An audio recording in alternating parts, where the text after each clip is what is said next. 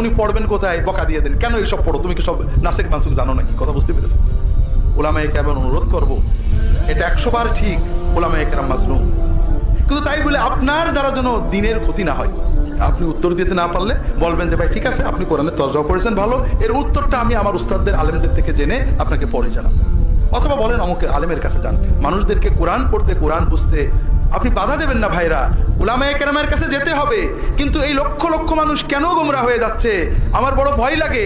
আমাকে অনেকে বলেন হুজুর কোরআন পড়ে গোমরা হয়ে যাবে, নাউজুবিল্লাহ। এই যে সমাজের লক্ষ লক্ষ মানুষ শিরকে ডুবে আছে, বিদআতে ডুবে আছে, পাপে ডুবে আছে, বেপরদা চলছে, জেনা ব্যভিচার করছে, মদ খাচ্ছে, সুদ খাচ্ছে, কবরে সেজদা করছে, পীরের সেজদা করছে, দ্বীনের নামে শিরক কুফর করছে, এরা কোরআন পড়ে করছে না না পড়ে করছে? ভাইরা, কোরআন পড়ে কেউ এইসব করে না। কোরআন পড়ে খুব কম লোকই ভুলভাল করে, অধিকাংশ মানুষই ভালো হয়ে যায়। কথা বলেন না? এখন কেউ যদি বলে মাদ্রাসায় পড়ে অমুক লোক চোর হয়েছে, 100 জনের ভিতর 2 জন লোক খারাপ হয়েছে, কাজেই মাদ্রাসায় পড়া যাবে না, কথা কি ঠিক হবে ভাইরা? কেউ যদি বলে দাড়ি রেখে অমুক লোক অন্যায় কাজ করেছে, কাজে দাড়ি মানি রাখা যাবে না, এটা কি ঠিক হবে ভাইরা? না। কাজেই আমার অনুরোধ হলো, ভাইরা যদি সত্যিকারের ঈমান বাঁচাতে চান, ঈমান নিয়ে জান্নাতে যেতে চান, আল্লাহর ওলি হয়ে জান্নাতে যেতে চান, সব কথা বলবো, প্রথমে যে কথা হয়তো শেষে বলা হবে না বলে যাব, আল্লাহর হস্তে নিজের ঈমান নিজে বাঁচাতে হবে। ভাইরা, নিজে কোরআন পড়ুন, সহিহ তেলাওয়াত শিখুন, কোরআনের তরজমা পড়ুন।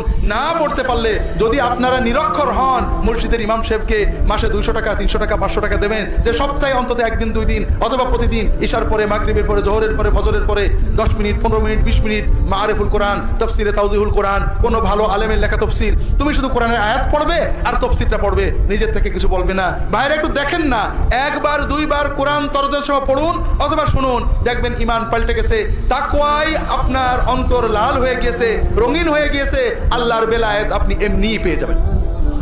আল্লাহ রাসূল সাল্লাল্লাহু আলাইহি ওয়াসাল্লাম বলেন, ইন্না হাযাল কুরআন শাফিউন মুশাফফা ওয়া মাহিলুন মুসাদ্দাক ফামান জাআলাহু আমামাহু কাদাহু ইলাল জান্নাহ ওয়া মান জাআলাহু খালফাহু কাদাহু ইলান নার, আও কামা ক্বালা সাল্লাল্লাহু আলাইহি ওয়াসাল্লাম।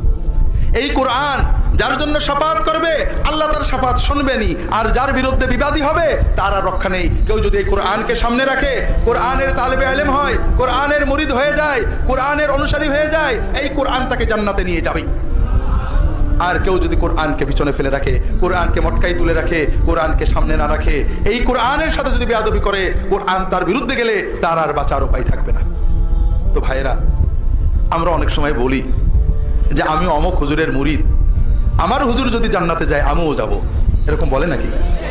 বলে, তাই না? আমি একবার এক ওয়াজের মাহফিল, এরকম একটা বড় ওয়াজ মাহফিলে, কোথায় ছিল, চট্টগ্রাম না কোথায়, এরকম বলছে আমাদের দাদা হুজুর জান্নাতে আমিও যাবো। এই কোনে এক যুবক বসেছিল, সে ছোট্ট করে বলছে, হুজুর আপনার দাদা হুজুর জান্নাতে